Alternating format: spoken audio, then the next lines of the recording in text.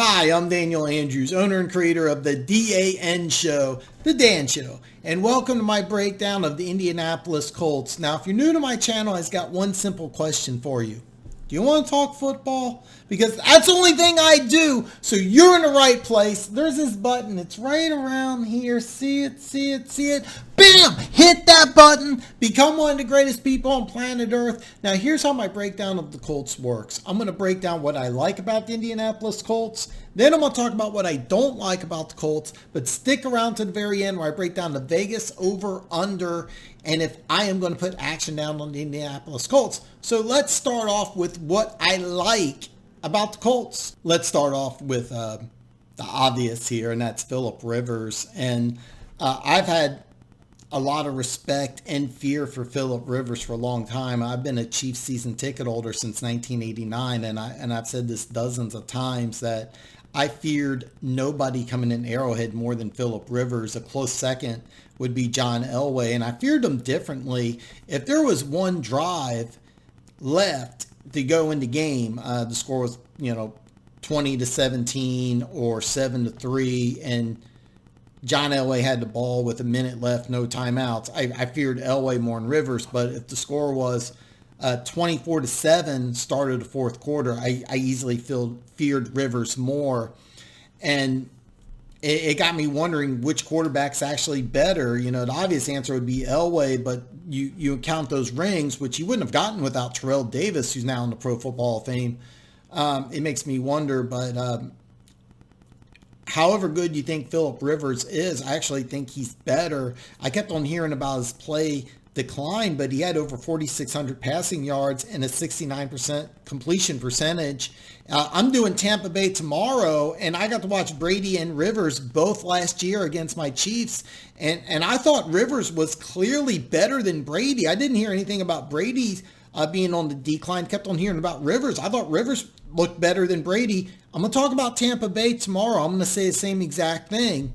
So the Colts getting Phillip Rivers is huge. You still get Jacoby Brissett, so you still have that combination. Now, keep in mind, Rivers has played, I think, 14 straight seasons without missing a game, so it's very unlikely he's going to miss a game, but no streak like this,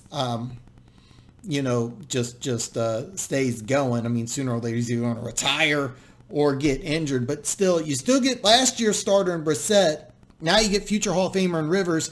I'll bring this up here in a little bit, but you also get Jacob Eason, the quarterback that you drafted. So your quarterback position's upgraded, but getting Phillip Rivers for the Colts in this team is huge. Second thing I like is to trade for Buckner. You are not getting a player as good as DeForest Buckner at 13. Now, keep in mind, when I talk about San Francisco in a couple weeks, they drafted Javon Kinlaw, and some people think, well, Kinlaw's just a cheaper version. No, he's not. Keep in mind, I had a huge draft crush on Javon Kinlaw.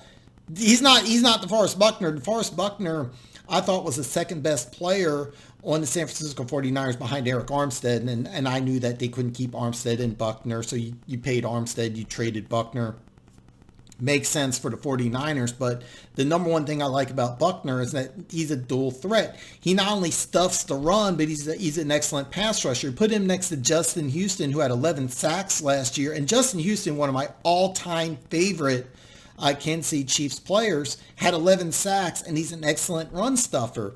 Here's a team last year that was 7th in rushing yards against. And then keep in mind, look at this team, look at this division. You got Derrick Henry, Leonard Fournette, and then you have the Houston Texans, who just traded their best player to acquire David Johnson. So you need guys on that defensive line who can stuff the run. The Colts went ahead and got that. So him and Houston, there's a chance Justin Houston's even more productive this year than last year, and he had 11 sacks and was an excellent run stuffer. So kudos to the Colts for making this really great trade. Speaking of draft day trades, that's the third thing I like, is that the Colts draft. Now, if you include Buckner in the draft, I can make a case that the Colts had the best draft in the NFL, but let's take that away for a second. Let's take a look at this draft. First off, you get Michael Pittman. Now, if you know anything about Phillip Rivers, he likes big, physical wide receivers. Well, here you go. You draft Michael Pittman, who's a big physical wide receiver. It would not surprise me if Michael Pittman leads this team in receptions and touchdowns, even though you got T.Y. Hilton. Keep in mind, you got Jack Doyle, T.Y. Hilton.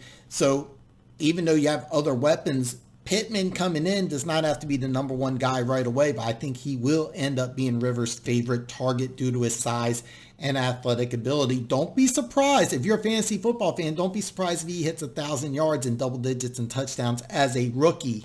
Speaking of fantasy football, this is a DAN show prediction. Jonathan Taylor will end up being the starter, and he will get 1,000 yards. So if you are a fantasy football junkie, take Jonathan Taylor early. He's going to have a big season. He's going to end up being a starter. The Colts ended up, I didn't even know this until I started doing research for this video. They finished 7th in rushing yards. I was really impressed. And you add a running back. Here's the thing. I love Jonathan Taylor coming out of Wisconsin. Here's a guy's 226, but he runs smooth. I love the way he played. And I remember going into a draft, I remember thinking if he gets under 4.55, he's going in the first round, runs 4.39. And I'm thinking this should be a top 20 pick. Instead, he gets drafted in the middle of the second round.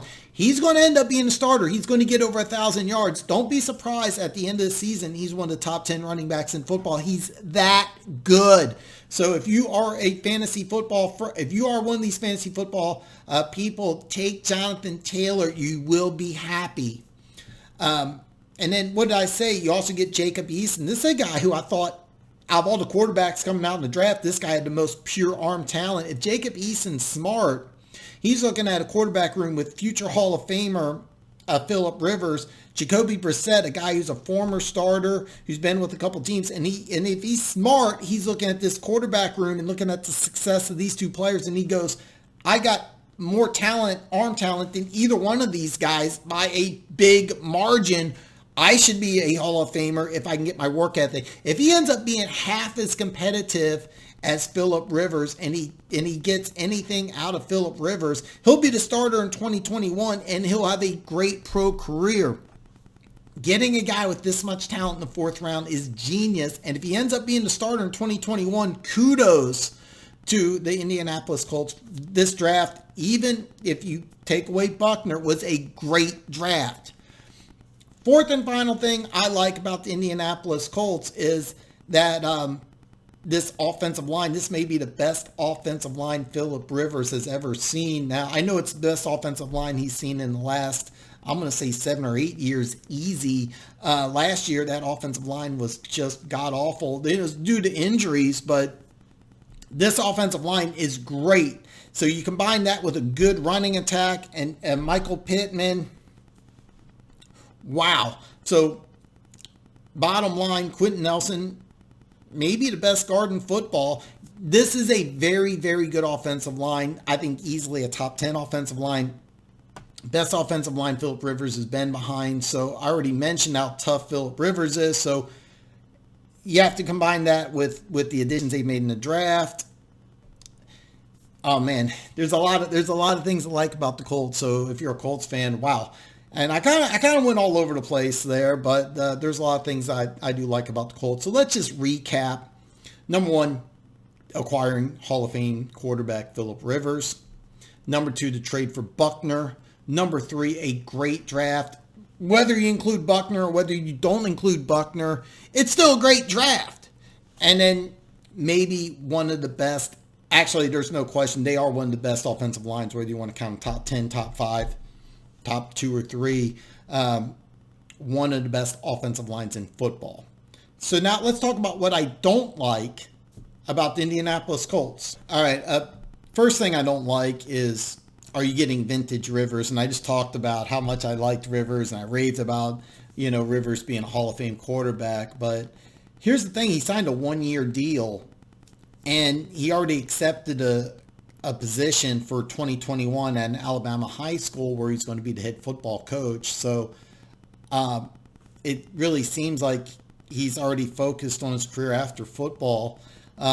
This is one of the few, I can honestly say maybe 2%, maybe 1% of athletes that had no interest in living in Los Angeles. Normally you want to play in a big media market because You get more exposure, you get more endorsements, ultimately more money. This is a guy who wanted nothing to do with LA. Hence, when he signed with the Colts instead of staying with the Chargers. Now, keep in mind there's other factors, etc. But being that he's already accepted a position for 2021 outside the NFL. Now, Frank Reich said that he thinks that Rivers will play longer than just 1 year. It's questionable, because if you're getting vintage Rivers, you're getting a great guy. But for $25 million, am I going to do something I don't want to do for 1 year? Absolutely. Keep in mind he's got 189 kids, so that's a joke. But I think realistically, though, I think he has something like 8 or 9 kids. I mean, the thing is with Phillip Rivers is that if you're getting vintage Rivers, great. I do question whether you're getting vintage Rivers, considering it's only a 1 year. If this was a 2 or 3 year deal, I'd feel a lot better. If he didn't already accept the position outside the NFL for 2021, I'd feel a lot better. So I question that. Second thing I don't like about the Colts is the pass defense. And the run defense was actually really good, but pass defense, they gave up 70.1067% completion percentage, so over 70%. That's not good. The 3,982 yards is 23rd, and the 29 touchdowns is 24th. That's not the end of the world. It's not good. But keep in mind, a bad pass defense can often indicate that teams throwing the ball a lot to try to get back into games. But one of the reasons that I think the Colts' run defense might have been so good is that teams could easily attack this secondary. Now, keep in mind, they signed some corners. Xavier Rhodes, even though he went to Pro Bowl, he was not a good player last year, and he's 30.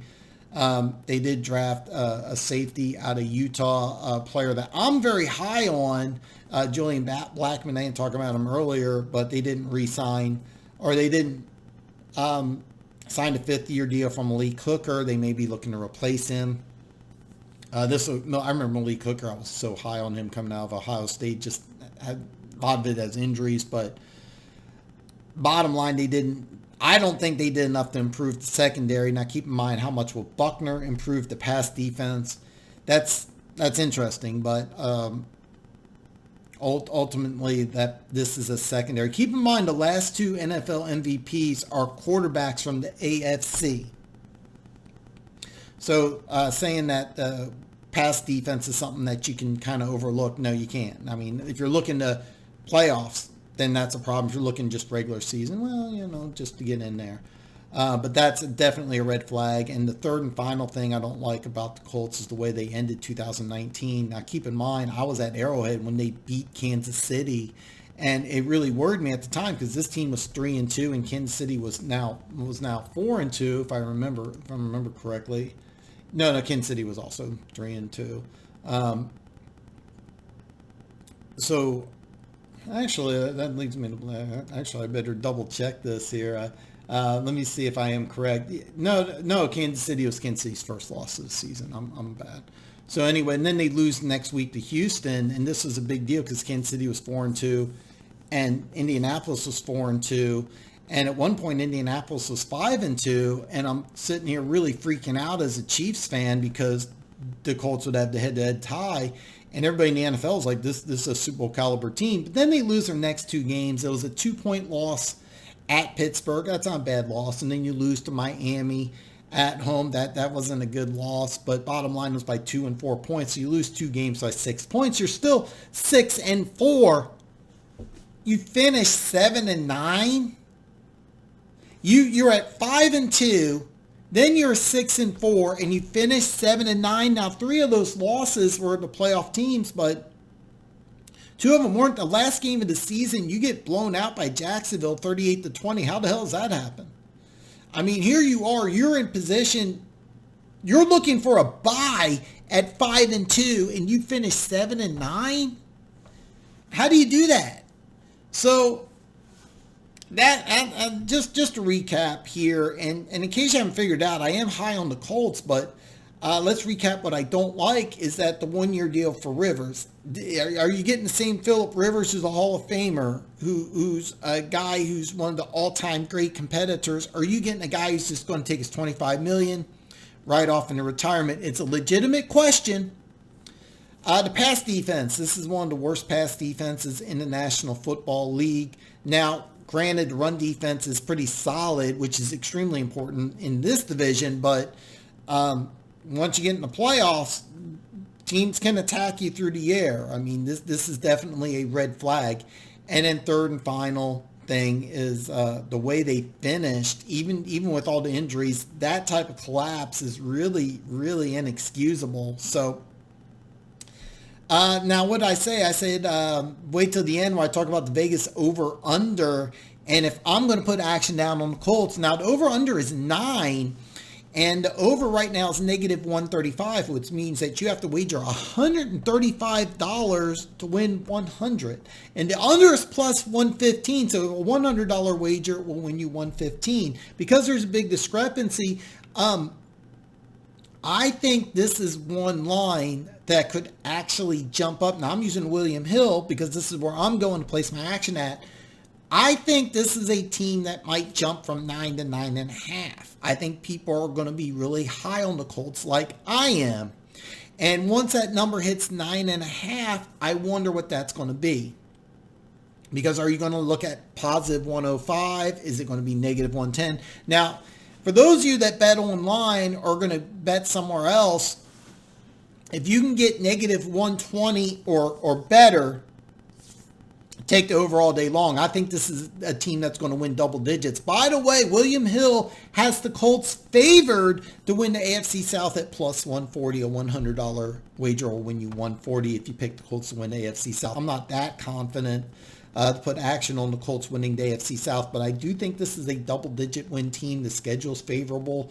I think that with everything that the Colts are doing, I think this team, if healthy, is going to be a dangerous team, maybe even the third best team in the AFC. They're clearly behind Kansas City and Baltimore in the AFC. There's no doubt about that. I can even argue that maybe Houston and some other teams in the AFC are better, but I like this Colts team. I think they're a double-digit win team. I'm not touching negative 135. It's a bad number. If that drops to 120, which I don't think will happen, I think it's much more likely. This is a team I think that's going to jump to 9.5. And if it does jump to 9.5, there's a good chance I will put action on over 9.5 for the Colts. So listen, this is my video. This is my breakdown. This is my opinion, but ultimately I want to hear from you. What do you think? How do you feel about the Colts in 2020? Leave a comment below. Don't forget to give me a thumbs up. Share this video with your friends. Help this channel grow. The reason why is that not only will you have good karma, it will help make all your wildest dreams come true. Now, tomorrow I'm going to break down the Tampa Bay Buccaneers. So, hey, have a great day. I will see you tomorrow.